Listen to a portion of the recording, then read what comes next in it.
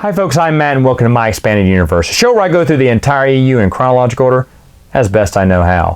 Folks, it's time to talk about three little mini comic book stories here. The first one is written by Robert Rath. It's in the Star Wars Kids Magazine, issue number 12, and it's called Gambler's Quest. Now in this one, Lando has to pass some tests to qualify for a position to be one of Jabba's guards. Now he's already undercover, you know, in that helmet with the little football kind of mask, tusk thing mask going on. And so they don't know he's Lando, of course, and he's trying out. This is, of course, building up to Jedi, which we are very, very close to Jedi now. And so you have to pass some tests because Jabba needs to know only the best can work for Jabba. And you look at a Gamorrean and you go, really? Because I doubt they could do any of those tests. No, Gamorreans were cheap labor. They were stupid. He didn't have to pay them that much, and that's why he used Gamorreans, even though they're tough. The Gamorreans are tough, and they are warriors. So that's why he had Gamorreans there. But some of his trusted guards, like to work on a skiff or something, had to pass these tests.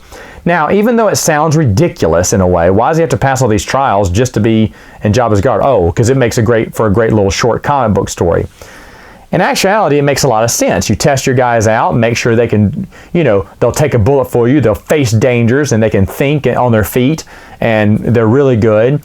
And it puts a new perspective when you get to Jedi and you do see Jabba's guards around him. Now, basically, they're just guys in masks, right? Just extras just kind of sitting there, tired, probably hot, because they're in that mask.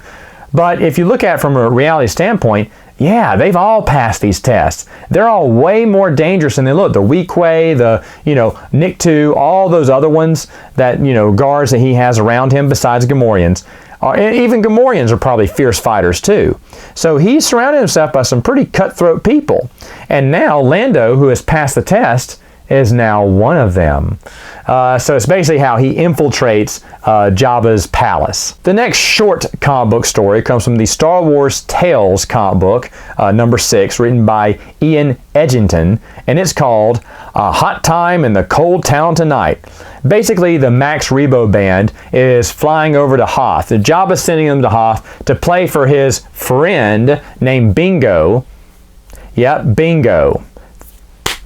Thank you, Star Wars Tales. Thank you so much. Anyway, he says, you know, knock 'em dead or something like that. Whereas the Max Rebo band goes, what did he mean by that? That was a joke. And then they find he implanted a bomb in one of their musical instruments or equipment that's set to go off and kill Bingo, his, you know, nemesis, really.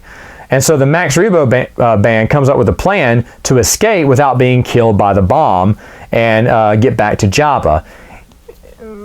And that's basically it. Now, as Star Wars Tales go, it's kind of hokey. Also, I hate the art. I hate the artwork in a lot of Star Wars Tales stuff. It's like they got anyone who could draw garbage and throw it out there. So the artwork for this and a few other ones I really don't like, and maybe that's another reason why I don't like Tales. But I do like the Max Rebo band.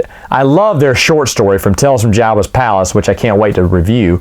But this was one of the few times, besides that short story, we got a little story about them. So for that, it's nice, but it's really not that good. Finally, the last one I want to talk about is from the Star Wars Tales comic book, number 8. This one was written by Andy Watson, and it's The One That Got Away.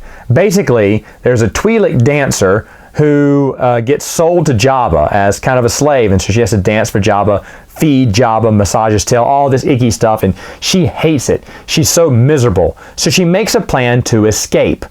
And she thinks she's going to escape, but one of Jabba's guards catches her, and he lets her escape. Now, which guard was that? Well, Lando. Even though she doesn't know that. But the guard lets her escape. So Lando, on top of getting ready to spring out his good buddy Han Solo, is also working good in the world. You know, doing what he can to help others out at Jabba's palace. That's why he should be the best and most favorite character of anyone who's a Star Wars fan. Okay, kind of going overboard there. But anyway, I love Lando.